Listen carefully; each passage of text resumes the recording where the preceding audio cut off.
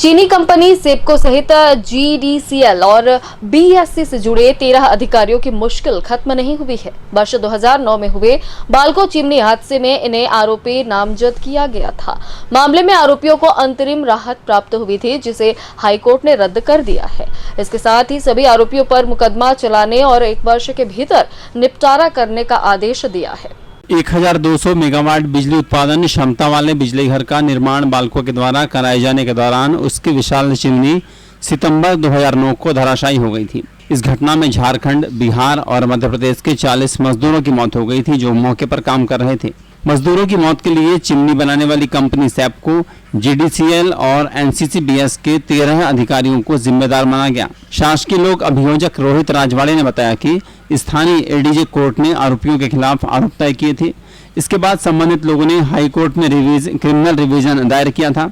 High court के द्वारा अंतरिम राहत को समाप्त करते हुए कहा गया कि कोरबा न्यायालय में यह मामला जारी रहेगा। बाल्को में 3 सितंबर 2009 को जो चिमनी हादसा हुआ था, 1200 मेगावाट का जो पावर प्लांट बनना था, उसमें 275 मीटर चिमनी का निर्माण होना था और निर्माणाधीन चिमनी की क्वालिटी सही नहीं होने के कारण 3 सितंबर 2009 को चिमनी ध्वस्त हुई थी, जिसमें लगभग 40 मजदूरों की मृत्यु हुई थी।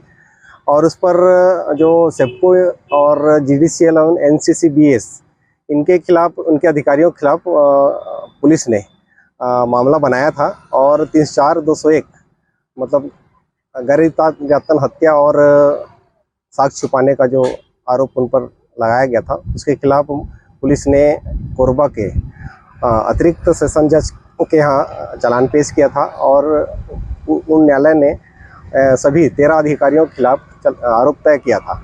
और आरोप में 34201 जो गंभीर प्रकृति के अपराध थे, अजमानती अपराध थे, उस पर आरोप लगाने के कारण फिर सभी अधिकारी माननीय उच्च न्यायालय छत्तीसगढ़ में उन्होंने क्रिमिनल रिवीजन किया था।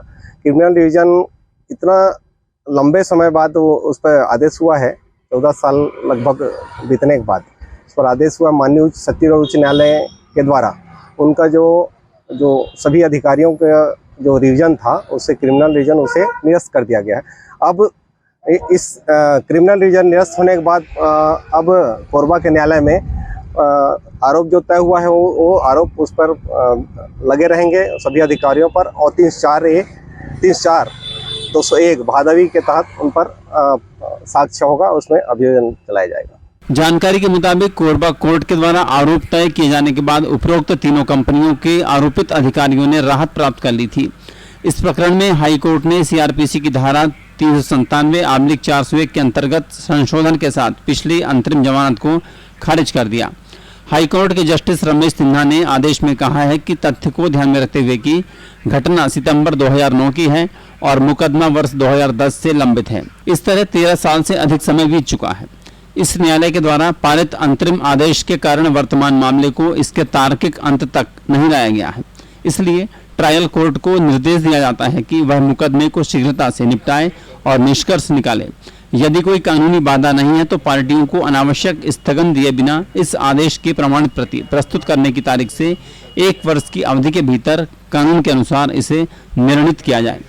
रजिस्ट्रार न्यायिक को आवश्यक जानकारी और अनुपालन के लिए इस आदेश की एक प्रति संबंधित ट्रायल कोर्ट को भेजने का भी निर्देश दिया गया है। याद रहे, भारत एल्यूमिनियम कंपनी की मनमानी के किस्से काफी समय से सुर्खियों में रहे हैं। कभी जमीन कब्जाने तो कभी आम रास्ते को बाधित करने के साथ साथ जन स्वास्थ्य के खतरे उत्पन्न करने के आरोप उस पर लगते रहे हैं। बाल्को में चिमनी हादसे की जांच को लेकर गठित बक्सी आयोग के कार्यकाल को 6 बार बढ़ाने के बाद एक तरह से इस मामले को भुला दिया गया था। अब हाई कोर्ट के नए निर्णय ने हादसे के दोषियों की चिंता बढ़ा दी है। Bureau report, Korba.